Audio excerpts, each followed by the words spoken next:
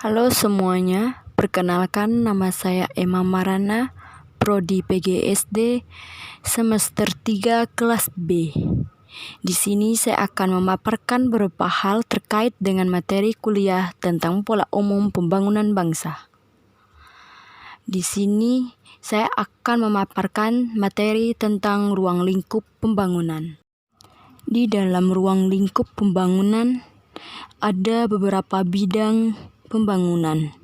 Yang pertama di bidang ekonomi, yang kedua di bidang politik dan pemerintah, yang ketiga di bidang sosial, yang keempat di bidang pendidikan, yang kelima di bidang agama, dan yang keenam di bidang lingkungan.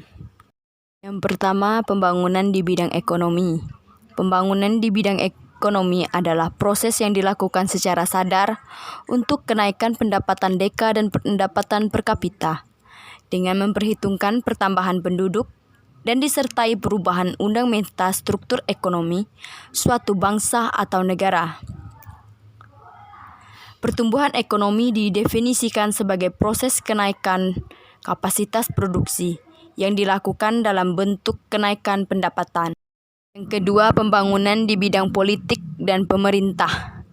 Dipahami sebagai suatu proses pembangunan yang menekankan pada sistem dan struktur politik pemerintahan yang dijalankan oleh lembaga eksekutif, legislatif, dan yudikatif yang mampu merumuskan, menjalankan, dan mengimplementasikan kebijakan publik sesuai amanat rakyat.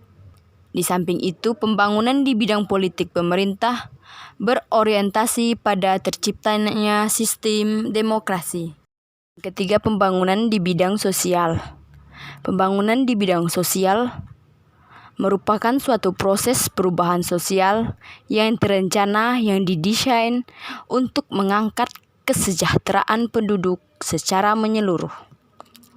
Pembangunan di bidang sosial juga merupakan salah satu bentuk pendekatan pembangunan secara nasional yang bertujuan untuk meningkatkan kualitas dan kesejahteraan hidup manusia yang dilandasi adanya rasa keadilan, kedamaian, dan terwujudnya kesejahteraan, yaitu memenuhi kebutuhan manusia yang berkaitan dengan kebutuhan fisik, kebutuhan rohani, kebutuhan sosial yang begitu besar sejak kontekstual pembangunan sosial berorientasi pada prinsip keadilan sosial dan pemerintahan.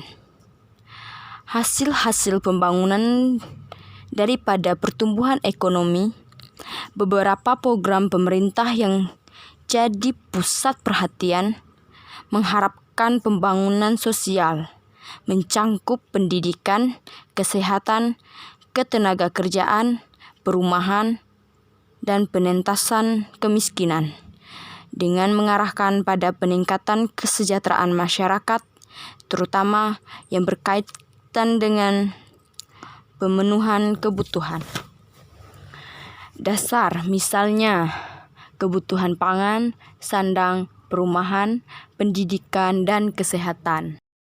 Yang keempat, pembangunan di bidang pendidikan. Pembangunan di bidang pendidikan bertujuan untuk menciptakan kemampuan dan kecerdasan manusia. Pembangunan pendidikan merupakan tanggung jawab pemerintah swasta dan masyarakat dalam usaha untuk memberikan manfaat bagi masyarakat, terutama bagi generasi pelanjut. Perkembangan bangsa untuk meningkatkan kemampuan di bidang pengetahuan dan teknologi, sehingga dapat terciptakan kualitas masyarakat Indonesia yang berkualitas dan mampu bersaing sejajar dengan bangsa-bangsa lain. Yang kelima, pembangunan di bidang agama. Pembangunan di bidang agama, Indonesia terdiri dari berbagai agama. Maka dari itu, pembangunan di bidang keagamaan merupakan sebuah keizayaan untuk mewujudkan tatanan masyarakat yang harmonis. Yang keenam, pembangunan di bidang lingkungan. Pembangunan di bidang lingkungan yang berwawasan lingkungan adalah pembangunan yang dilakukan secara bersinambungan serta berkelanjutan dengan cara mengoptimalkan manfaat sumber daya alam pada suatu pihak dan sumber daya manusia pada pihak lain. Pelaksanaan lingkungan dapat dilakukan dengan cara menyerasikan aktivitas manusia dengan kemampuan sumber daya alam yang tersedia dengan tidak adanya menciptakan adanya perusakan kondisi alam lingkungan, baik secara geografis maupun secara teografis.